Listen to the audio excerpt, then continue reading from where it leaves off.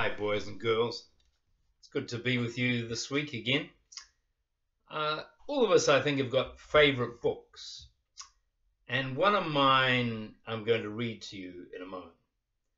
And the reason it's a favourite of mine, it's about a man who was going along a certain straight path, and he had a crazy mum. And sometimes we all think our mum's a bit crazy.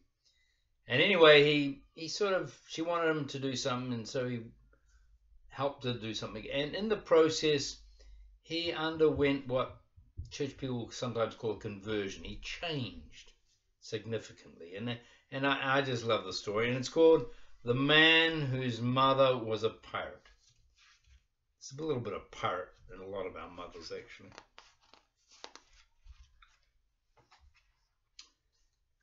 There was once a little man who had never seen the sea, although his mother was an old pirate woman.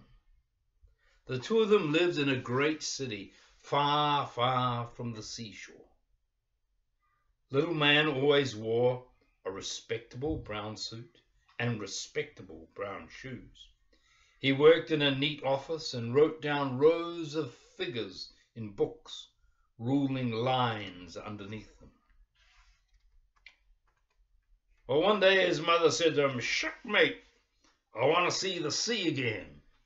I want to fire my old silver pistol and see the waves jump with surprise."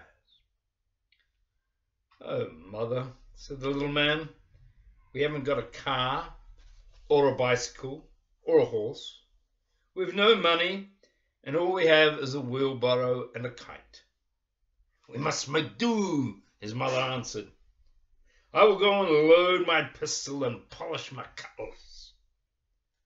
The little man went to work. And there's his breakfast with his mother. Look at that great pile of food his mother has on her plate. "Please, Mr. Fat," he begged his boss, "please may I have 2 weeks' holiday to take my mother to the seaside."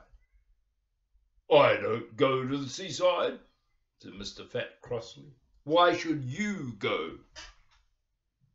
"It's for my mother," the little man exclaimed. "She used to be a pirate." "Well, that's different," said Mr. Fat, who rather wished he was a pirate himself. "But make sure you're back in 2 weeks, or I'll replace you with a computer." So off they set, the little man pushing his mother in the wheelbarrow and his mother holding the kite. His mother wore a green scarf and gold earrings. Between her lips was her old black pipe, behind one ear a crimson rose. The little man wore his brown suit buttoned and his brown shoes tied. He trotted along, pushing the wheelbarrow. As they went, his mother talked about the sea. She told them of its voices. "It sings with a booming voice and smiles as it slaps the ships. It screams or sadly sighs. There are many voices in the sea and a lot of gossip too. Where are the great whales saying? Is ice moving in Hudson Bay? What's the weather like in Tierra del Fuego?" The sea knows the answer to a lot of questions, and one wave tells another. "Oh, yes, mother," said the little man, whose shoes hurt him rather. "Where are you off to?" asked the farmer. "I'm taking my mother to the seaside," said the little man. Wouldn't go there myself," said the farmer. "It's up and down in the waves and in and out of the tides. The sea doesn't stay put like a good hill does." "My mother doesn't like things that stay put," said the little man. Something began to sing in the back of his mind. Could that be the song of the sea, he wondered, as he pushed the wheelbarrow. His mother rested her chin on her knees. "Ah, yes, it's blue in the sunshine," she said, "and it's grey in the rain. I've seen it golden with sunlight, silver with moonlight, and black as ink. It's never the same twice. They came to a river. There was no boat. The little man tied the wheelbarrow to the kite. The kite blew it, ruffling his collar and teasing his neat moustache. "Hold tight, mother," he called. Up in the air they went as the wind took the kite. Little man dangled from the kite string. His mother swung in her wheelbarrow basket. "This is all very well, Sam," she shouted to him, "but the sea, the sea, it tosses you up and pulls you down. It speeds you along. It holds you still. It storms you and calms you. There's a little bit of everything in the sea." "Yes, mother," said the little man. The singing in the back of his mind, though, was growing louder and louder. As he dangled from the kite string, the white wings of the birds of the sky began to look like the white wings of ships at sea. The kite let him down gently on the other side of the river. "Where are you going?" asked a philosopher fellow who sat under a tree.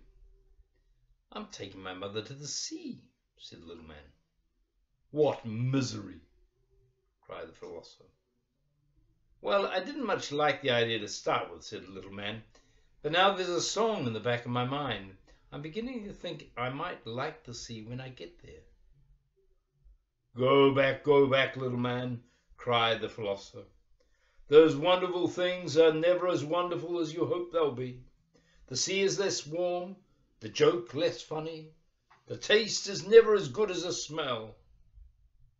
"Hurry up, the sea is calling," says Pirate Mother, waving her cutlass from the wheelbarrow. The little man trundled his mother away, and as he ran, he noticed his brown suit had lost all its buttons. Then came something new into the wind's scent. "Glory, glory, there's the salt!" cried his mother triumphantly. Suddenly they came over a hill, and suddenly there was the sea, even with a mermaid waving to them. Little man could only stare.